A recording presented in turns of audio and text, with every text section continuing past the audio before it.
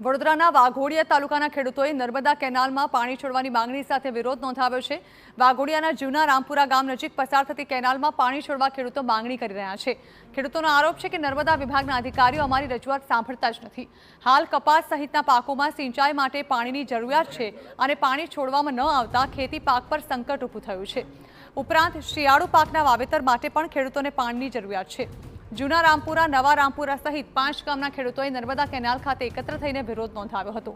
ખેડૂતોનો દાવો છે કે જો કેનાલમાં પાણી છોડવામાં નહીં આવે તો 5 ગામમાં 2000 વીઘાથી વધુનો પાક સુકાઈ જવાની ભીતિ છે। નર્મદા નિગમ સામે ઉગ્ર આંદોલન કરવાની પણ ખેડૂતોએ ચીમકી ઉચ્ચારી છે।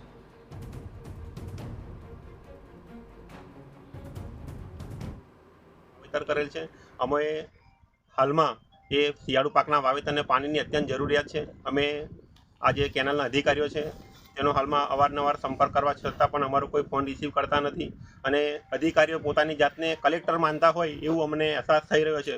बीजी वस्तु के आ केनालनुं संचालन कोण करे छे एनी ज अमने खबर नथी। आज दिन सुधी अमे कोई अधिकारीनो चेहरो जोयो नथी। नर्मदा केनालना अधिकारीओने अमे जणाववा मांगीए छे, अमारी मांगणी छे के भाई जल्दीथी जल्दी केनाल चालू करवामां आवे અને પાણી આપવામાં આવે જેનાથી અમારા પાક નિષ્ફળ ના જાય અને ખેડૂતને 2 પૈસાની આવક થાય। આ દિવાળીનો નજીકનો સમય હોવા છતાં અધિકારીઓ કોઈ પણ જાતનો રિસ્પોન્સ નથી આપી રહ્યા, ના જવાબ આપી રહ્યા છે।